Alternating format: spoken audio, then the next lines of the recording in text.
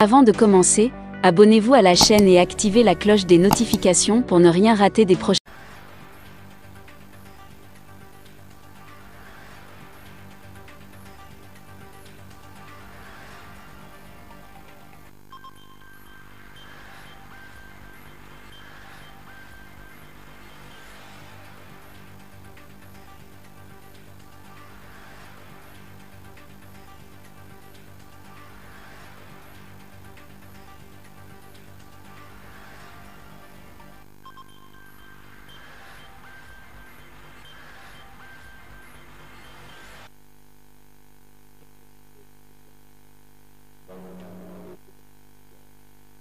Spécial consacré à la préservation de la biodiversité.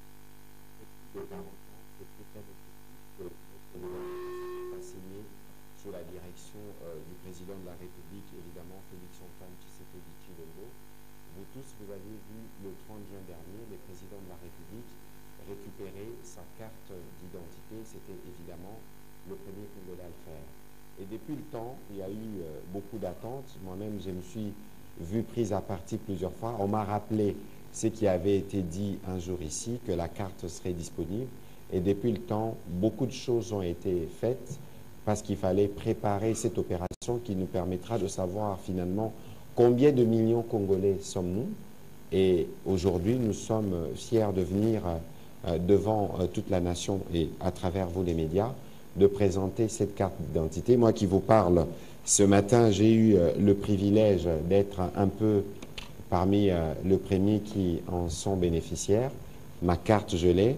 Vous aurez l'occasion d'en comprendre les spécificités tout à l'heure et nous aurons aussi bien évidemment l'occasion dans le cadre de cet exercice spécial de vous donner un certain nombre de détails sur ces processus qui vient finalement nous redonner notre véritable identité et le lien qui nous réunit à notre cher pays, la République démocratique du Congo. Et donc, ce soir, je suis entouré de M. Stanislas Kenza à ma gauche, qui est directeur général ad interim de l'Office national de l'identification de la population ONIP, et de M. Cédric Huet, qui est directeur Afrique de la société IDEMIA, qui travaille avec l'ONIP dans le cadre de la production de ces cartes. Pour rappel, IDEMIA, c'est une société, c'est les leaders mondiaux dans l'identification. Pour référence, c'est IDEMIA qui fournit le permis de conduire dans tous les États-Unis d'Amérique. Comme pour dire que nous avons pris toutes les précautions pour nous assurer que la carte qui sera donnée aux Congolais soit une carte qui réponde à des exigences, notamment de sécurité. Nous aurons l'occasion, à travers cet exercice, de vous en faire la démonstration. Et je voudrais donc donner la parole à monsieur Stanislas à ma gauche, qui est directeur général ad interim de l'ONIP. D'abord pour nous rappeler les missions dévolues à cet établissement public et aussi pour nous dire les processus qui a conduit aujourd'hui à l'aboutissement de l'octroi de la délivrance de cette carte et pour lequel, en tout cas, les travaux s'est fait pour que dès demain, que les Congolais, que les membres du gouvernement, les honorables, tous les enseignants, les fonctionnaires et toutes les catégories sociales, et même les mamas maléois, et même les enfants, on aura l'occasion de le redire, puissent être identifiés et incorporés dans les fichiers généraux de la population de redevabilité. Mais ce soir, nous voulons faire un focus sur ce que nous considérons comme un accomplissement majeur, une promesse qui a été réalisée, celle de donner aux Congolais 40 ans plus tard une carte d'identité. Vous avez la parole. Merci, Excellence, Monsieur le ministre. Merci d'avoir donné certains éléments que je devais donner. Je crois que vous êtes Congolais parce que vous êtes bénéficiaire de la carte d'identité produit de l'ONIP. Excellence, Monsieur le ministre, collègues, directeur général, Mesdames, Messieurs les journalistes, je tiens à vous remercier au nom de l'Office et au nom propre pour l'occasion que vous me donnez d'informer les Congolais sur l'évolution du processus d'identification et de la délivrance de la carte d'identité. On a commencé à donner. Créé en 2011,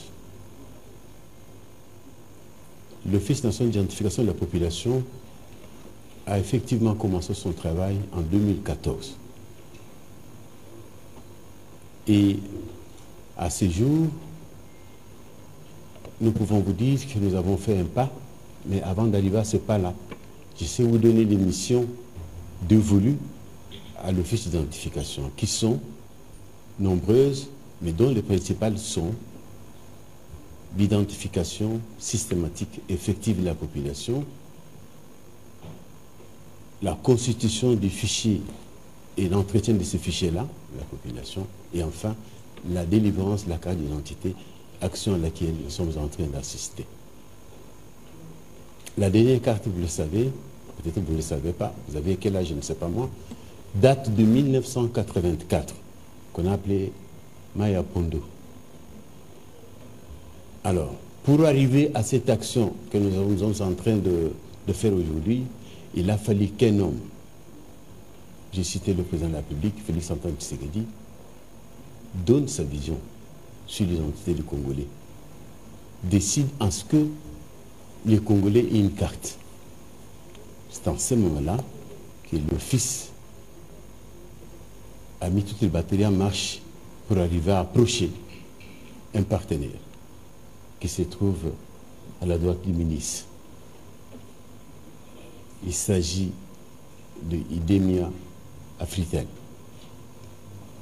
qui aujourd'hui est à nos côtés, en train d'étudier, en train de planifier pour arriver aujourd'hui à l'effectivité de notre travail, de notre produit. Le produit, c'est quoi? C'est la carte d'identité recherchée par tous les Congolais. De manière à ce que vous puissiez partir de votre identité anonyme pour l'identité certifiée, c'est-à-dire l'identité identifiée. Nous avons commencé ce travail depuis le 30 juin de cette année, par l'octroi de la carte au président de la République lui-même, le premier citoyen. Et à ce jour, nous venons de le démarrer parce qu'il fallait faire venir les équipements par l'octroi de la carte à son Excellence, Monsieur le ministre.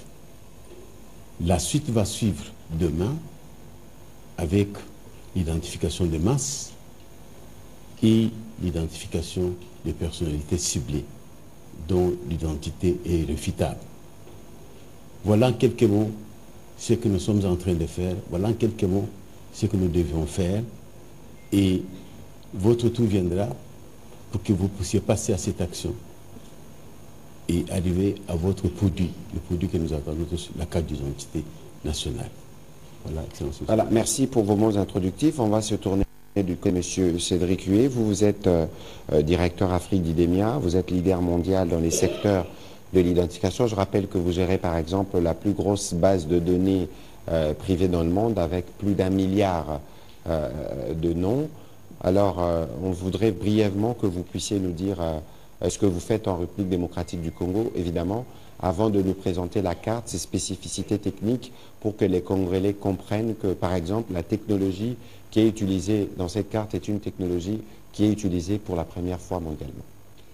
Oui, merci de votre confiance. Et, Idemia est très honoré et très fier de pouvoir apporter sa technologie à la carte d'identité congolaise. On va voir les différents éléments de sécurité de cette carte qui l'amènent à un niveau de standard international. Il y a des éléments dans cette carte importants qui vont permettre de garantir à tous les citoyens congolais d'avoir une identité fiable. Idemia est une entreprise qui agit dans le monde et nous sommes heureux de pouvoir apporter ce concours à la RDC. La carte est une carte en durable, dans des matériaux durables. Elle est faite pour pouvoir résister aux intempéries et pour pouvoir aider les citoyens à porter leur identité partout où ils sont. Elle a des éléments de sécurité que vous pouvez voir ici, des éléments importants. Évidemment, on retrouve les éléments de l'identité de la personne, mais au-delà de ça, c'est le savoir-faire d'Idemia qui est apporté sur la carte elle-même et tous ces éléments qui sont visibles ou invisibles. On peut retrouver notamment cette photo que vous voyez ici, qui est quelque chose d'unique en termes de technologie et qui est apportée à la RDC. C'est une photo qui est gravée en couleur dans le polycarbonate. Ce n'est pas une photo qui est sur la surface de la carte, c'est vraiment une photo qui est gravée dans la masse de la carte. Ça la rend infalsifiable. Ensuite, il y a des éléments de sécurité importants. Donc j'ai parlé du portrait couleur. Vous verrez qu'il y a une deuxième image photo de la personne, ce qui renforce encore la sécurité. On trouve des impressions dites offset arc-en-ciel, donc avec des dégradés de couleurs qui sont importants et difficiles à reproduire. C'est de la technologie de billets de banque. On retrouvera ce qu'on trouve toujours, comme dans les billets de banque, les lettres du Congo que vous verrez sur cette carte. Il y a un QR code personnalisé au dos de la carte qui permettra les usages avec notamment des téléphones portables, mais qui est sécurisé. Et enfin, il y a deux éléments importants. Une zone qui est lisible par les machines optiques, c'est les mêmes zones que vous avez sur vos passeports. Et une partie avec un léopard qui a des angles qui sont variables en fonction de l'orientation de la lumière. Ce sont tous des éléments de sécurité. Un dernier que je n'ai pas cité, mais qui est important, il y a une puce dans cette carte. Oui. Alors, il y a des avantages évidemment, comme vous pouvez le voir sur la présentation. On peut revenir sur le tableau précédent, s'il vous plaît, pour montrer les avantages d'avoir justement, de pouvoir disposer d'une carte d'identité, tant sur le plan de la sécurité que sur le plan économique, parce qu'ici, par exemple, on aura un identifiant unique. Peut-être que les experts pourront revenir pour expliquer un identifiant unique. En réalité, c'est l'identifiant qui vous permettra, par exemple, si on veut suivre, si vous avez payé vos impôts et toutes les questions qui sont liées, et un peu comme ça se passe dans les autres pays du monde. Et donc, on va continuer la présentation, mais on voudrait passer rapidement à la série de questions pour pouvoir vous donner des réponses qui vous éclairent sur le processus notamment qui va aboutir à l'octroi de la carte à tous les Congolais. Je disais donc tout à l'heure, les avantages, c'est notamment sur le plan politique, la restauration et la consolidation de l'autorité de l'État sur la population, la garantie des droits démocratiques tels que le droit de vote, la réponse aux besoins liés à la préparation, par exemple, du processus électoral, pour exemple, parce qu'on va disposer d'un fichier général de la population. Vous aviez entendu que lorsque la CENI travaillait en mode mutualisation. La CENI collectait des données pour l'enrôlement, pour des besoins électoraux qui pourront servir à être complétés pour l'enrôlement maintenant pour le besoin général de la population, parce que pour les élections, on enrôle à un certain âge de majeur, mais pour l'identification, on va jusqu'à identifier des nouveau-nés. Et donc, ceci nous donne un aperçu général, un fichier général de la population, par exemple. Pour le processus électoral qui viendra, on n'aura plus besoin de faire l'enrôlement. On pourra progressivement commencer à extraire. La population fera des économies de l'ordre de 400 ou 500 millions de dollars. Et donc, il y a un document, évidemment, qui vous sera offert à la fin de cet exercice, parce que nous voulons que vous puissiez vous approprier et comprendre les conséquences ou ce qui va changer avec l'arrivée de ces cartes d'identité. Comme ça, nous sommes sûrs que tous les Congolais où qui se trouvent disposeront de ces précieux sésames avec un numéro qui sera géré par l'Office national de l'identification de la population, et nous pourrons être sûrs que nous tous, on est Congolais, on sait l'éprouver, et plus d'attestation, de perte de pièces, etc., comme ça l'était. Évidemment, la carte que vous voyez, c'est un prototype, un spécimen, et que le nom et le reste, c'est peut-être pas quelqu'un qui existe. Il ne faudrait pas considérer qu'on a exposé quelqu'un. Voilà un peu ce que je pouvais dire à ces propos, et on pourra évidemment répondre à une série de questions pour plus d'éclairage. On commence par Madame Kitita Rachel.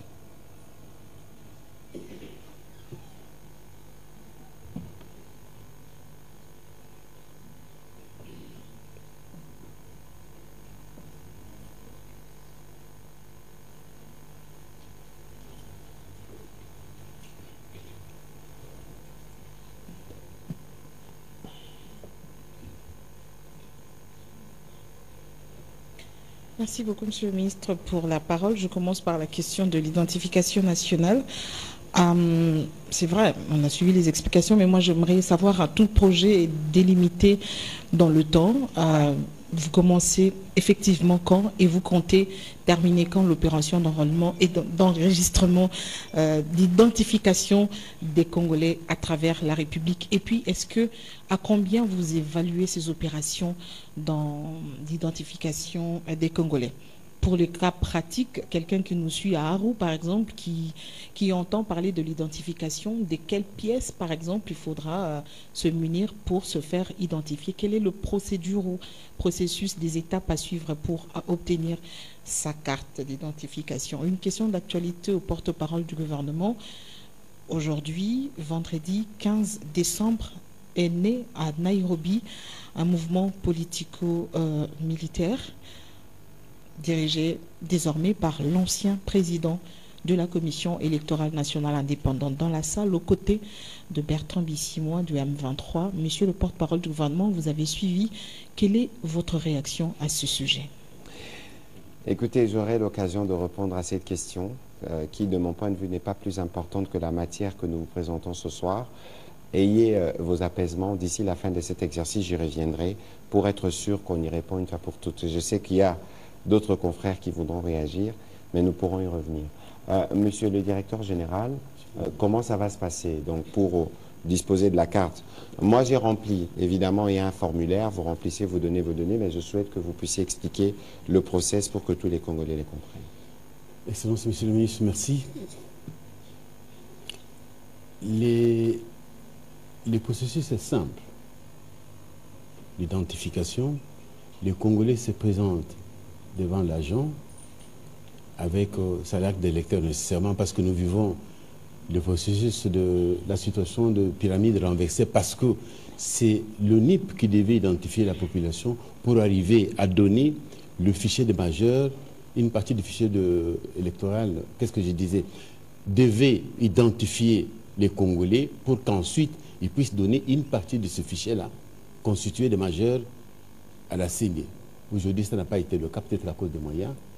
Et nous recevons de la CENI ce fichier-là des électeurs pour pouvoir donner la carte d'identité. S'agissant de l'identification, c'est tout le monde qui serait identifié, madame. Du nouveau-né jusqu'au dernier, jusqu'à celui qui doit mourir. Comment on va se présenter? On peut avoir sa carte d'électeur, on peut avoir son permis de conduire, on peut avoir son passeport ou autre chose. Si on ne peut pas avoir ces documents-là, nous devrions faire appel à 3 témoins pour témoigner de votre nationalité congolaise sur place, madame. C'est comme ça que ça doit se faire. Voilà, vous avez un petit complément sur le process? Non, pas à ce stade. Alors, on va prendre... bon, madame, je sais que... pour répondre à votre question, comme ça, on va évoluer. Mais d'abord, ça n'a rien de surprenant. Nous vous disons depuis plusieurs semaines ici que les opposants préparent plus la contestation que les élections. Et à quelques jours justement de la tenue des élections, on veut faire peur aux Congolais. On veut faire peur aux Congolais pour dire, écoutez, il y aura pas, d'abord on dit qu'il n'y aura pas élection, ensuite on dit, bon, les résultats, etc. On ne va pas rentrer dans ces considérations-là, dans ces polémiques.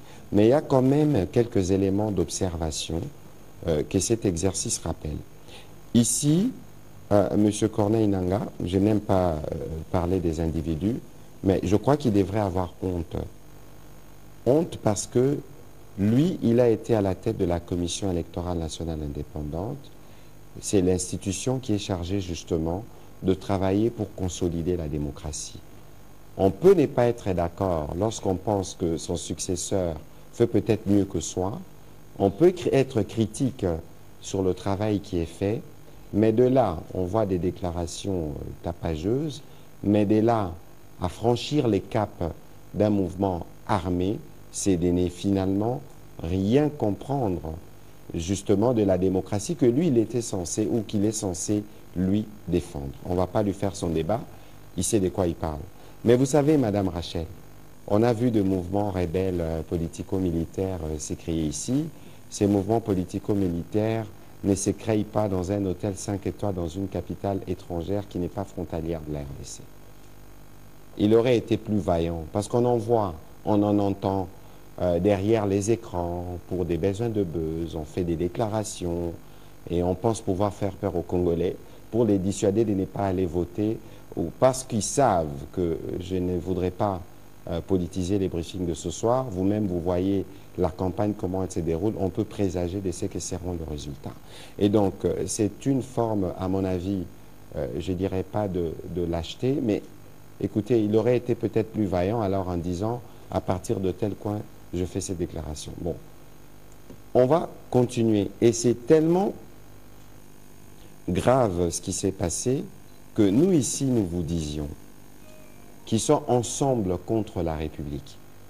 Moi, je voudrais ce soir, je sais que M. Moïse Katumbi, qui est candidat qui nous suit, s'exprime publiquement sur cette question. Sinon, nous allons conclure. Vous avez vu que lorsque M. Katumbi a commencé sa tournée en province orientale, vous avez vu M. Nanga lui souhaiter la bienvenue et dire de lui tous les biens qu'il a dit. Donc aujourd'hui, comme nous pensons qu'il y a un complot contre la République qui part du Rwanda, avec évidemment les terroristes du M23 et qui s'y trouvent des alliés, notamment M. Corneille Nanga, qui ne s'est pas gêné de s'afficher avec quelqu'un qui est réputé terroriste et qui a dit publiquement son soutien à un candidat qui s'appelle Moïse Katumbi, et pour qui vous savez que sa campagne est battue, est faite par des trolls rwandais ou par les Rwandais, ils battent sa campagne sur les réseaux sociaux. Dans d'autres cadres, on en fera la démonstration. Et vous savez que M. Salomon, qui est très proche de Moïse Katumbi, a été interpellé, évidemment parce qu'il y a des liens étroits qui ont été établis avec les Rwandais.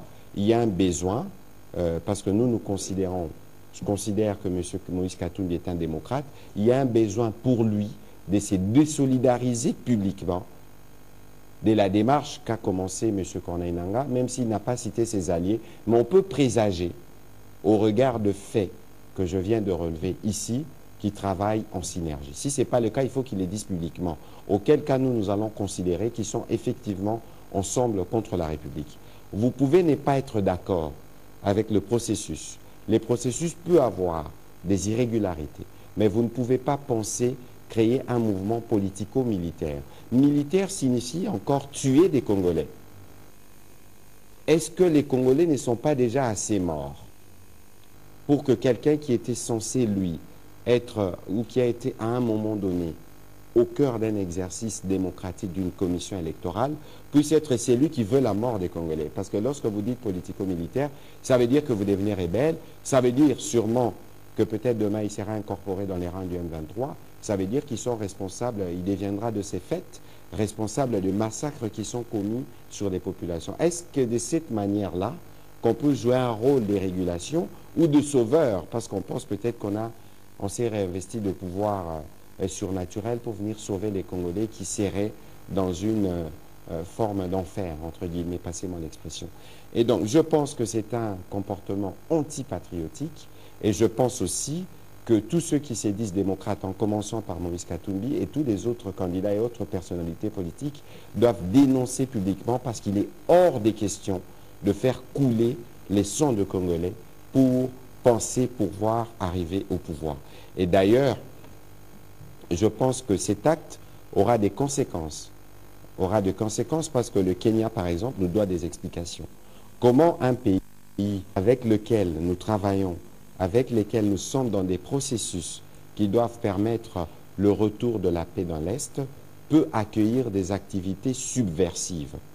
Il y aura évidemment des conséquences diplomatiques. En tout cas, il y a une procédure diplomatique qui sera mise en place.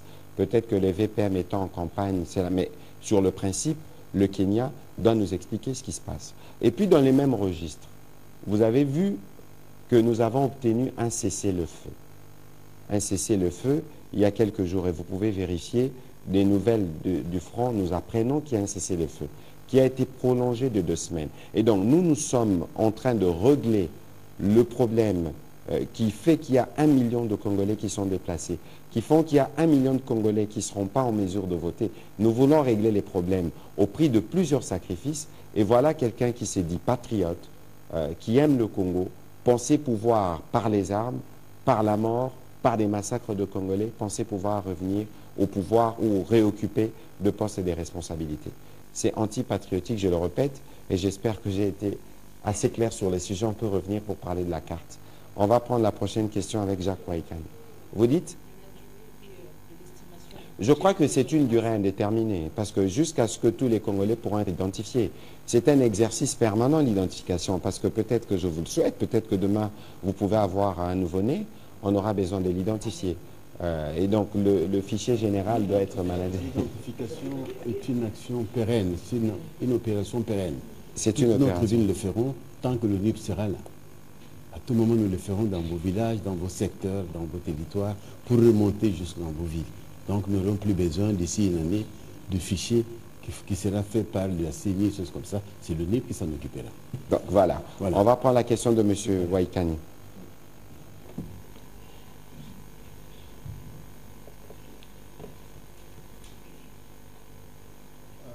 Merci beaucoup. J'ai une question pour le directeur.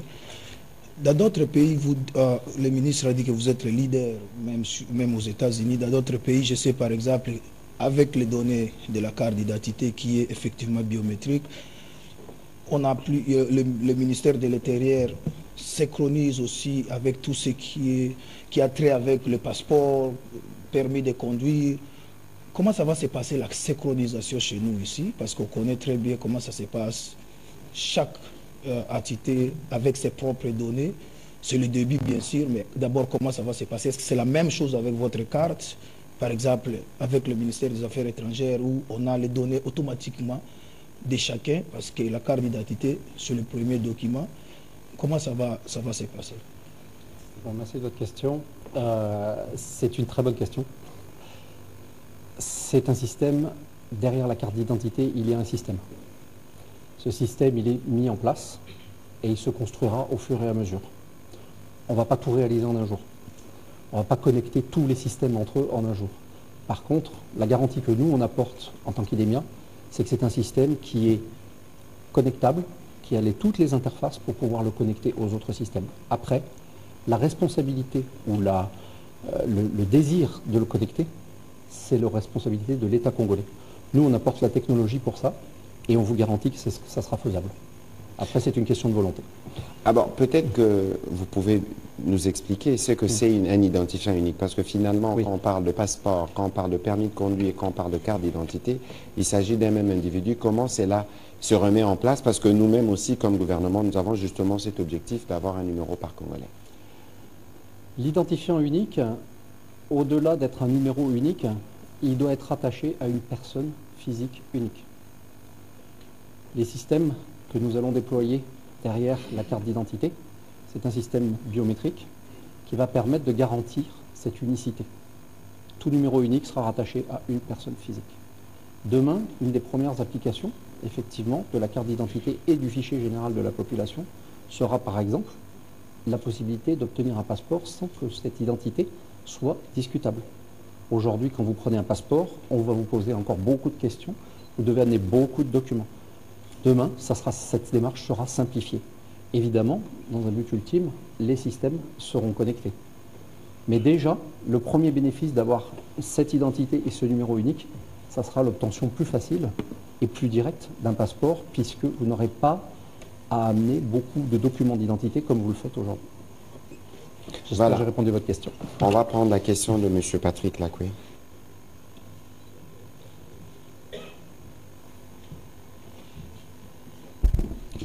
Merci, Monsieur le ministre.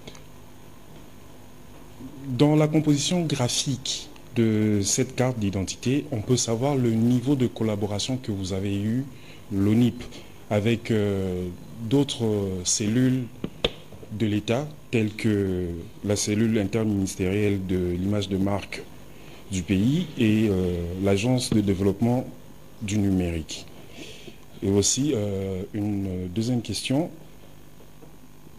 la sécurisation des données de chaque personne qui est identifiée.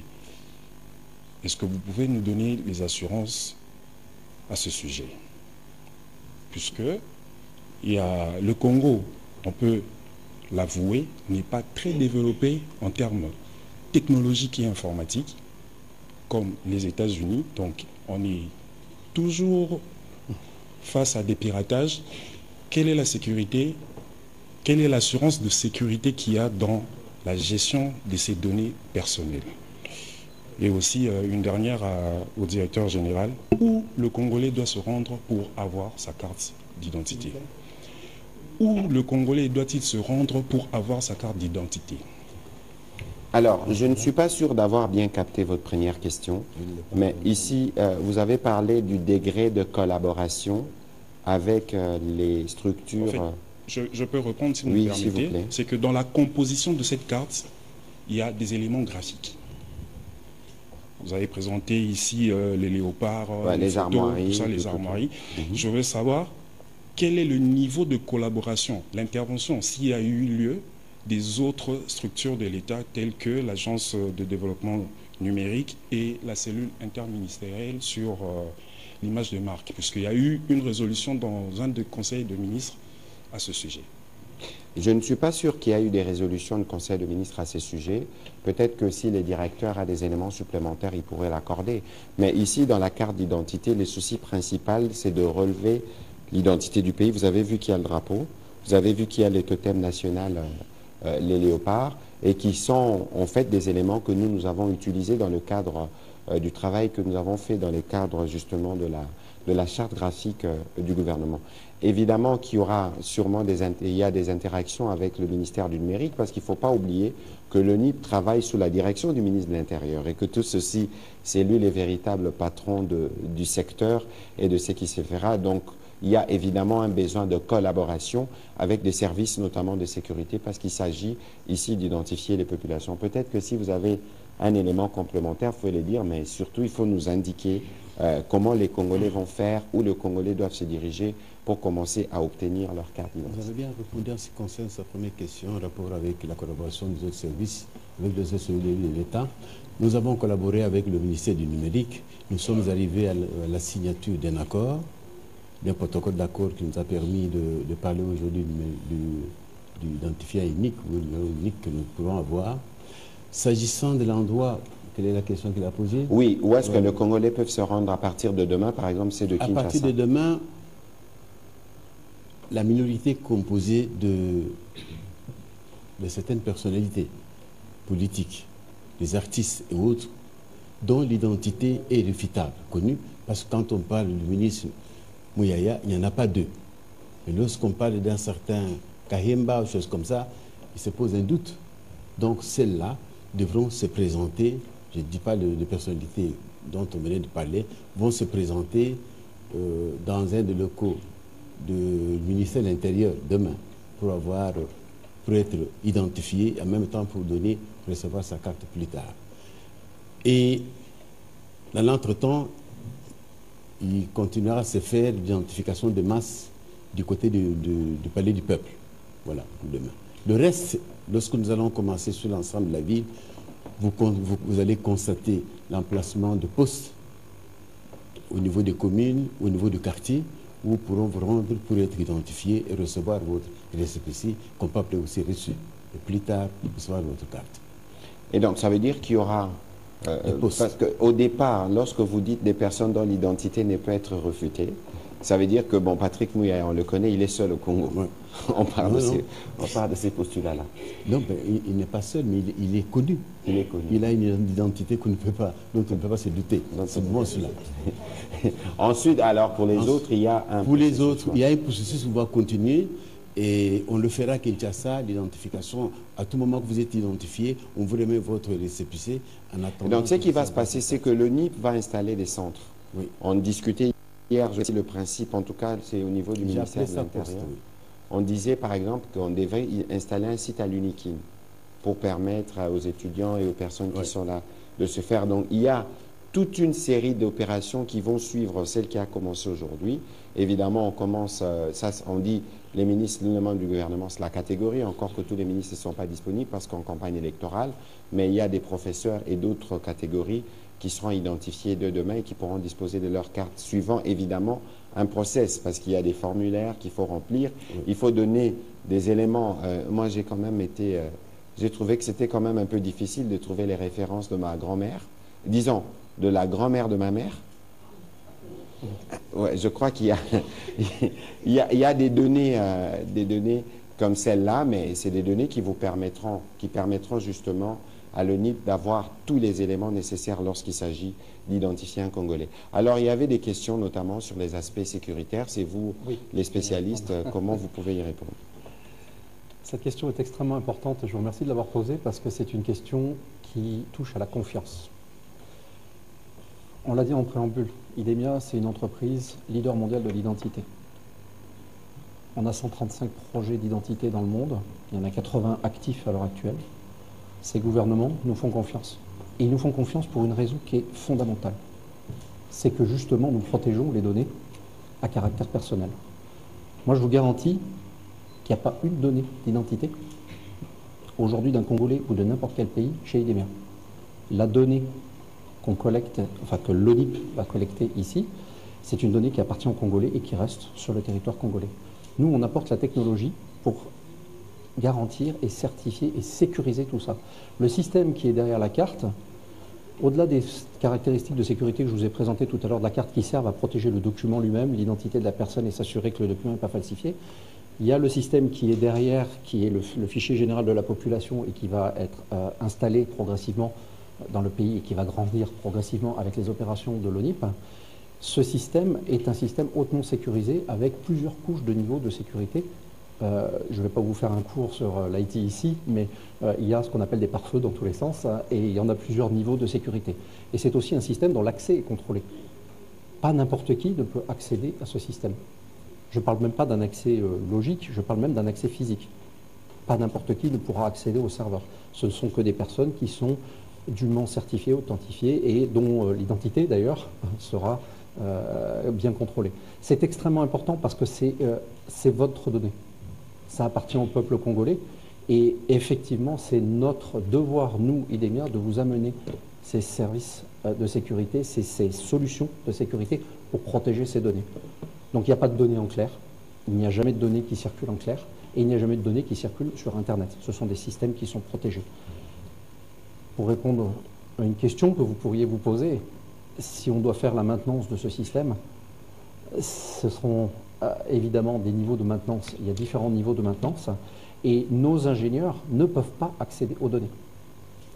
On peut piloter des ingénieurs du Congo pour faire les premiers niveaux de maintenance. On peut intervenir sur site en garantissant que nous n'aurons pas accès aux données et on ne peut pas accéder à distance aux données du système. C'est-à-dire que votre système n'est pas accessible depuis IDEMIA. C'est extrêmement important et j'espère que je vous ai rassuré. Merci. Voilà, on va prendre les questions de M. Jacques Moulouba et Paul Matendo et puis on en prendra une en Lingala. Eric Izami, venez poser les questions en série, on les enregistre, comme ça on saura répondre en une vague. Merci. La première question, je l'adresse à M. le directeur Afrique IDEMIA. Monsieur le directeur général, la population congolaise aujourd'hui est évaluée à 120 millions qu'on doit identifier aujourd'hui, et cela dans les 25 provinces plus la ville de Kinshasa. Est-ce que vous avez suffisamment de matériel pour couvrir toute cette population et comment cela va se passer? Est-ce que vous allez commencer avec une province, vous finissez, et puis vous allez dans une autre, bien, ça peut se faire simultanément. Avez-vous du personnel qualifié, du matériel pour arriver à cette fin? Et au directeur général de l'ONIP, vous avez été créé depuis 2011.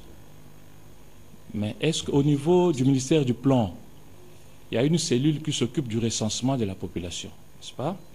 Vous êtes en train de travailler en collaboration avec la CENI. Qu'en est-il de cette structure du ministère du Plan? Est-ce qu'il n'y a pas chevauchement d'attribution? Quand vous faites l'identification de la population, vous ne faites pas le recensement. Où est la ligne de démarcation? S'il y en a. Allez-y rapidement. Ah, d'accord. Et il y a une différence, bien sûr qu'il y a un dominateur commun de recensement. Au ministère du Plan, on fait ce qu'on appelle le recensement scientifique. Venez dans votre maison, dire il y a combien de gens, 10 personnes, on passe. Tandis qu'au niveau de chez nous, on fait ce qu'on appelle l'identification, le recensement administratif. On arrive, on dit vous êtes autant, c'est M. Moulumba, et vous avez combien d'enfants, vous avez quel âge, on descend, et tout le monde doit décliner son identité. Voilà la différence avec le plan. Le service dont vous parlez, c'est le bureau central, je pense, de recensement Ouais, au niveau BCR. du ministère du plan. Voilà. Ben, parce qu'il y a toujours une petite confusion sur les sujets. Est-ce que vous êtes sûr d'avoir compris? Ok, heureusement, parce qu'il y a toujours... il y a plusieurs types de recensement. C'est la population qui doit mieux comprendre. Moi, je comprends. Ah, S'il vous plaît. heureusement. Non, il dit que c'est plus la population qui doit bien comprendre. Mais c'est des petites nuances. Ce qu'on appelle enrôlement, c'est un recensement pour de fin électorale où on dit il faut avoir à partir de tel âge, on le fait. Ce que nous faisons dans le cadre du fichier électoral, c'est un recensement administratif qui permet d'aller dans les détails. Ouais. Et ce qu'on fait au niveau du ministère du Plan, c'est un recensement scientifique. Scientifique. Qui signifie Qui signifie, on arrive, on vous demande, monsieur Myaya, monsieur tout, et c'est fini, on passe, on n'a pas besoin de connaître si vous avez une femme, vous avez ceci, on passe à la femme. Vous êtes combien ici? Vous êtes 5 dans la famille, on passe. On n'a pas besoin de connaître les détails sur chaque personne. sur cette personne. Voilà. Je pense que cela a été bien expliqué. Alors, il y avait des questions, des aspects qui vous concernent. Il y avait des aspects qui me concernent, mais pas complètement. Donc je vais répondre à une partie de la question et je laisserai monsieur le directeur de l'ONIP répondre à l'autre partie. La partie concernant les matériels, bien évidemment tout ça est fait avec un plan. IDEMIA apporte sa capacité.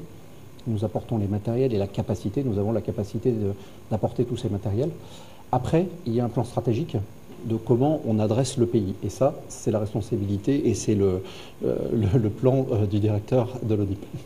Vous dites? Ouais, comment ça va se déployer? Parce qu'il y a une question qu'il a posée. Est-ce qu'on dispose de suffisamment de matériel pour identifier les Congolais dans tout le pays? Je crois que Je la question, pense qu'à cette question-là, c'est monsieur le directeur général qui pouvait répondre pour savoir combien d'équipements ils ont et ils doivent être déplacés dans combien de temps. Pour nous, nous nous sommes adressés au leader mondial, dont les équipements sont sur place et d'autres sont à la douane, etc. Donc nous devons l'avoir. D'ici là, nous devrons les déployer. De toute évidence, le pays, il est grand. Dans tous les L'enjeu, c'est d'arriver à identifier des dizaines de millions de Congolais, parce que nous disons qu'on est 100 millions. Mais grâce à l'identification, c'est là qu'on saura si on est 99 millions ou si on est 100 millions. Excellence, monsieur le ministre, comment moi, qui vais pour identifier les gens, je peux donner le chiffre des gens? C'est autant rester. Parce que nous voulons identifier. Oh, le but de l'identification, c'est de connaître le nombre de Congolais. Comment je peux dire il y a 100 millions, 120? Non. Pour moi, je sais que... Mais approximativement, ça veut dire qu'on fait des projections. Oui, les On dit, projections, par exemple, c'est pour ces gens qui ne sont pas de l'ONIP. Moi, je suis de l'ONIP, je vais faire ce travail-là pour arriver à cela. c'est clair, c'est subtil, mais on comprend bien la mission. Monsieur Paul Matendo, rapidement. On va enregistrer les questions, on répondra en une vague. Merci beaucoup, monsieur le ministre. Première petite question. La carte que vous présentez, comment on va l'obtenir? Elle est gratuite ou bien il y a un prix à payer? Elle est gratuite. Très bien, merci. Alors, quel est le niveau de collaboration, monsieur le directeur général, quel est le niveau de collaboration entre vous et l'INES?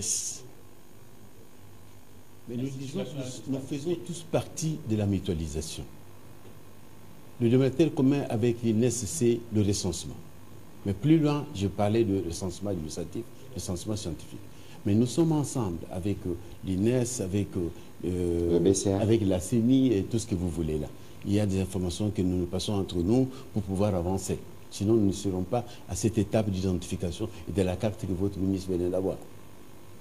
Voilà, on va prendre M. Eric Izami. Je vais dire merci au ministre parce qu'il avait promis que les Congolais auront leur carte et ça sera avant les élections. Mais je voudrais savoir, parce que le grand frère a pris ma première question, ça sera gratuit, vous l'avez dit. Nous avons 145 territoires, même si c'est une activité pérenne. Mais vous, au NIP, Office national de l'identification de la population, vous devez quand même avoir une idée de ce que vous devez faire dans le temps. Je veux dire ceci.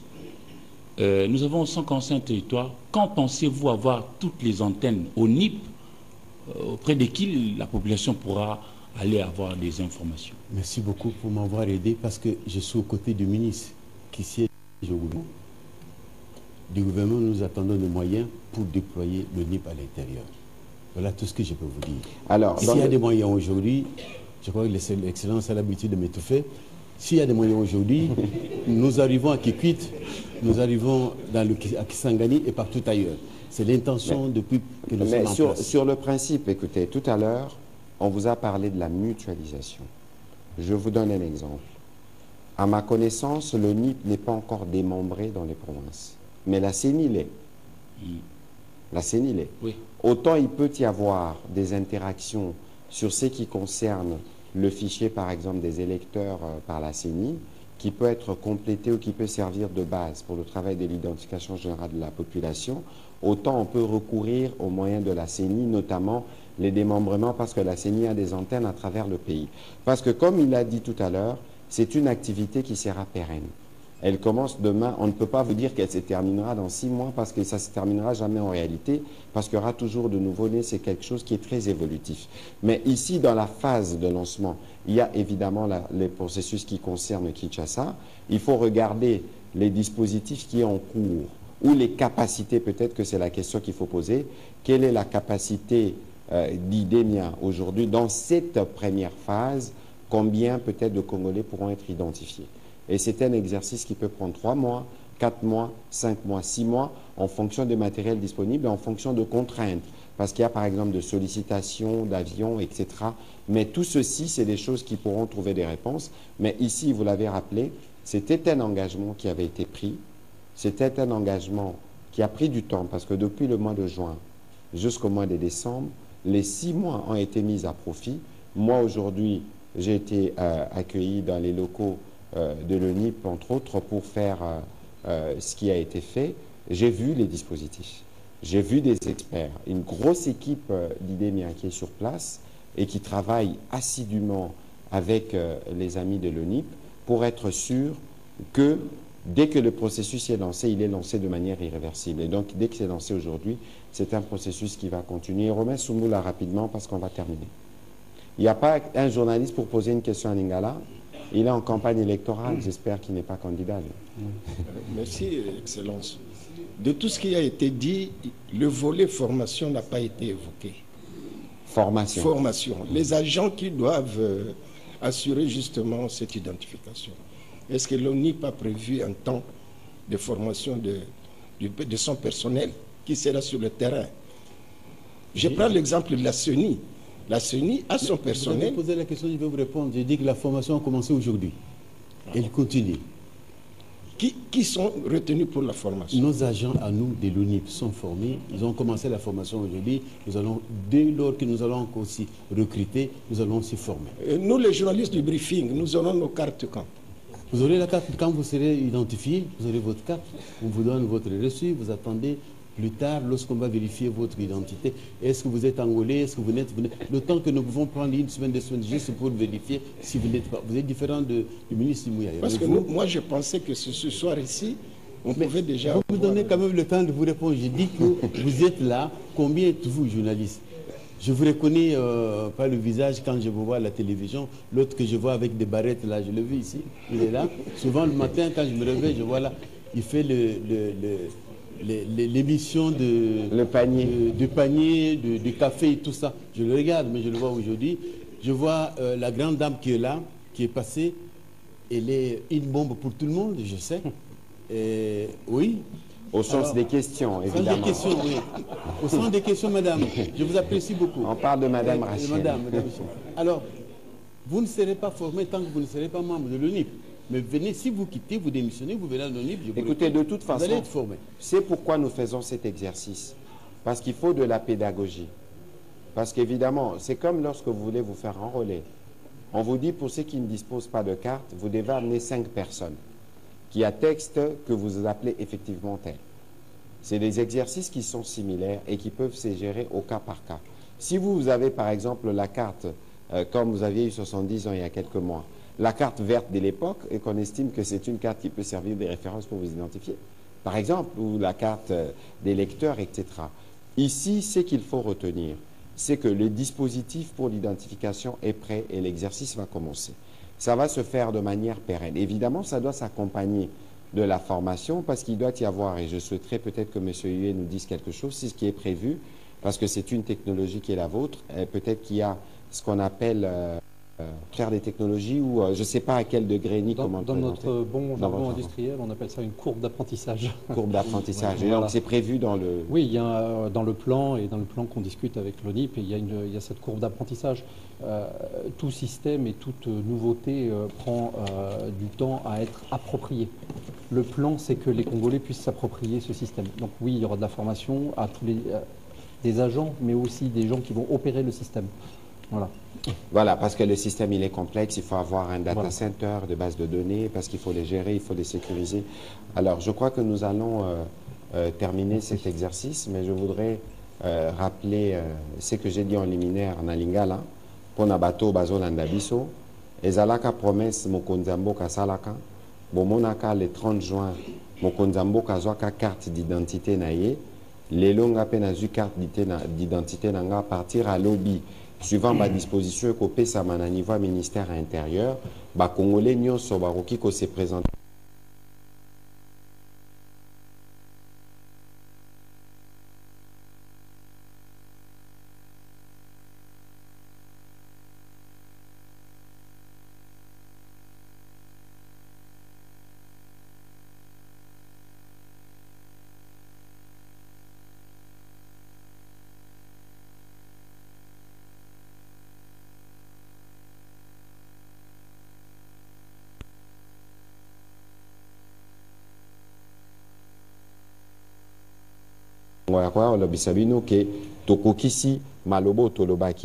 On va s'organiser avec évidemment la direction de l'ONIP, parce que dans les cadres de l'appropriation ou de la compréhension, il faut que les journalistes comprennent le processus, parce qu'eux seront en mesure d'expliquer aux autres comment ça va se passer. Donc, nous aurons l'occasion de discuter avec vous à ces propos pour voir comment cela va se faire. Évidemment, nous avons la contrainte des élections dès mercredi, mais après, nous aurons la possibilité de le faire. Nous allons terminer cet exercice. Je ne sais pas si vous avez un petit mot pour terminer, monsieur le directeur général. D'avoir trouvé un membre de l'ONIP, qui se trouve être le ministre de la Communication, qui évolue comme un membre de l'ONIP. Je suis très content de l'avoir trouvé. Merci. Et surtout l'attention que le public nous a accordée pour suivre de près ce processus dont ils doivent s'approprier. Merci. Merci. Alors, l'expert, vous avez un mot à dire à la fin? Oui, j'ai une simple conclusion. Nous, IDEMIA, on est très contents et très heureux d'apporter notre technologie au concours de votre nouvelle carte d'identité. Merci. Il faut que je reprenne en lingala? Pourquoi? Hein? Bon, on va nakobandela o na lobaki. Ezalaki promesse moko ferme au président de la République à Salaki, au Premier ministre à réitéraki qu'il faut toper ça ba Congolais carte d'identité. Processus ezalaki moulaï depuis président Azwaka yaye carte le 30 juin yambula o eleki.